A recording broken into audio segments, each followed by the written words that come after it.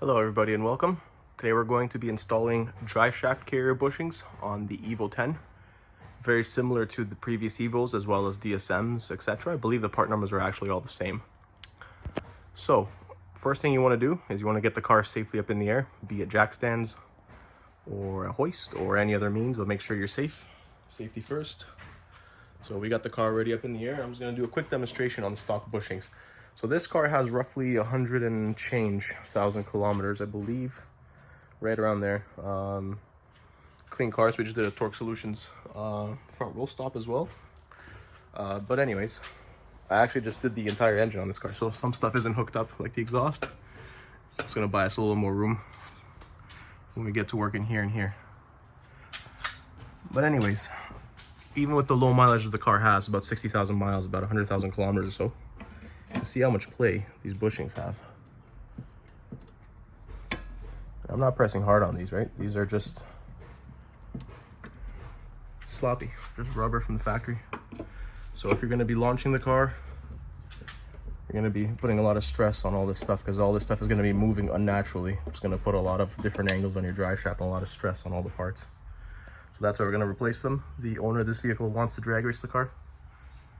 So that's why we did the front roll stop, to keep the engine from flopping around. We're going to do the drive shaft bushings. Then we're going to do the Torque Solution rear diff bushings as well, which I've done before. So we're going to do them again for this car as well.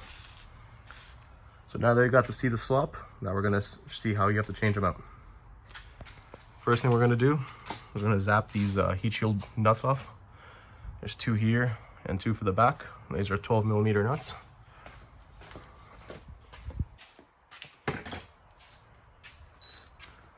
I have my impact ready. I've already broken them loose by hand, but 1,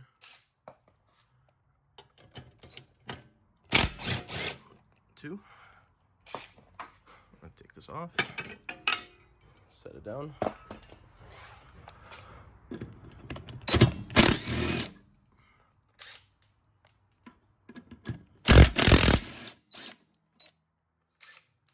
And the reason we remove these is because it buys us a little bit more room to get to that bolt. So the one that's higher up into the tunnel, the one on the right there, where the exhaust is in the way, it's going to be more tricky.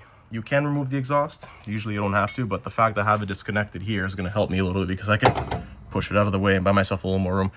I have done this job without disconnecting the exhaust at all. You just have to kind of get more creative on getting that bushing. But like I said, since it was already disconnected, I left it disconnected just for this job. Okay, so now that these are out of the way, the next thing we want to do is we want to get a 14mm socket, the big extension, and a ratchet. I use a 1/2 inch drive for these. So the reason you want a longer extension is that way you can fish it in through here and get to the bolt. So for those of you that live in the Rust Belt and when you drive these things, sorry to hear, make sure you take a lot of care with this. I've never seen it happen on an Evo, but I have seen it on a DSM where this will snap inside from all the corrosion that's built up on the threads. If you do live in the Rust Belt, do your best to spray penetrating fluid wherever you can and let it soak for as long as you can. We do live in the Rust Belt, but this car is not winter driven. It's very clean, summer only, fair weather only. So these aren't a problem. I already broke all 4 loose without even trying too hard. So reminder, if you do winter drive these things and it is prone to rust, spray them ahead of time. If you need to get a torch, get a torch. Just keep in mind, this is rubber and it will burn when you torch it, so use caution.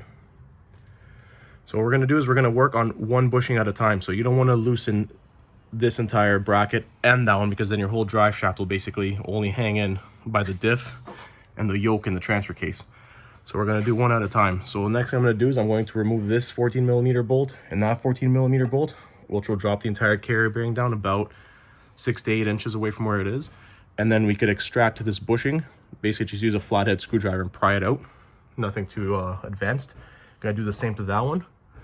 Then we're gonna have 2 nice empty holes. We're gonna clean them up nice with some sandpaper and make sure there's no corrosion, no debris. And then we'll get ready to put our new bushings in and put it back together.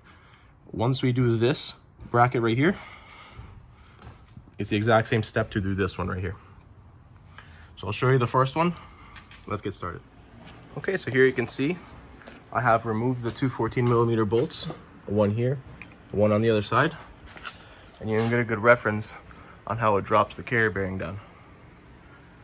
So that's why you don't want to undo both of them, because then you'll have the whole drive shaft sagging down and putting way too much pressure on the joints. So this part isn't too difficult to remove the bushing. You have an inner sleeve, which is metal, and then you have the outer part of the bushing. So you're just going to use your finger, pop this guy out, throw them away. You won't need that anymore. Then here you just have to get creative with the screwdriver. So hopefully you'll let me do this on video, holding the phone with one hand and prying with the other.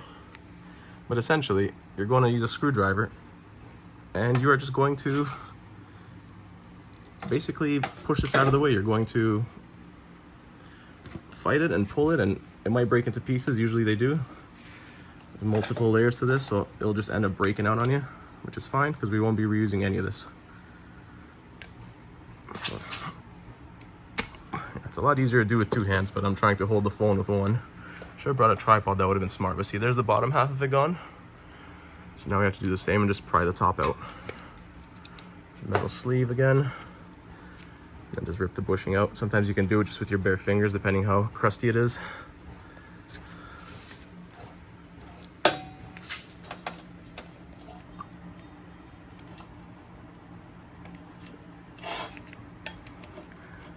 This one's stubborn.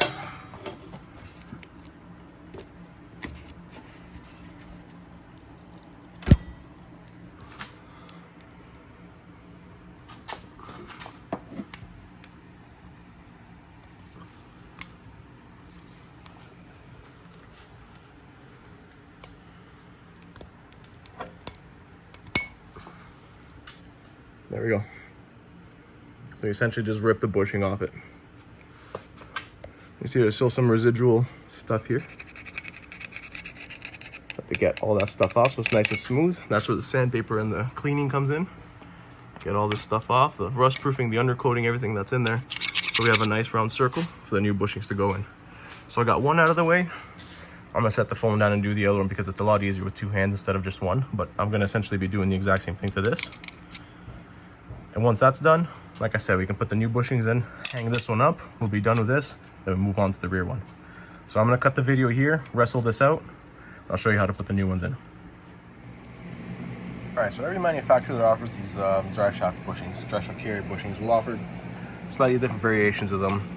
They might differ on how they fit, how they do whatever. As you can see mine, there's a bigger bushing and a smaller bushing. The bigger bushing has a step, the smaller one does not. So if you're not sure which way they go, because the way they go is actually important, you don't want to be screwing up the angles on the drive shaft and everything. So easy way to do it is, since you have your back one hooked up still, you can see which one would fit best. So in this case, I need the thicker bushing at the top. Obviously this sleeve will fit inside the carrier, but this is the perfect size here, because if I put the small one here, there will be a lot of slop. Well, there won't be a lot of slop. It just means that this carrier will be sitting up a lot higher into the tunnel, which means it's going to put the U-joints at a different angle from factory. And you don't want that. You want to keep this, preserve the factory orientation. So what we're going to do here now is the big bushing goes up top. The sleeve will go on the bottom. We're going to put our bolt through, and then it's going to thread right back in. So we're going to do this, that for this. Same for that side, and then we're done with this. All right, guys, there we have it. It's all completed. The bushings are all in. Everything's torqued. The torque on these is about 25 foot-pounds. I meant to mention, for the guys in the Rust Belt again, this is a good opportunity to put anti-seize on these bolts. If you ever want to take it back apart again, or think in the future you'll need to take it apart again, good time to do so. And put the heat shields back on with the 12mm nuts, and the job is complete. So all in, this should probably take you about half hour, 40 minutes or so with basic hand tools. Now let's do the wiggle test. Just like before, remember how much slop there was?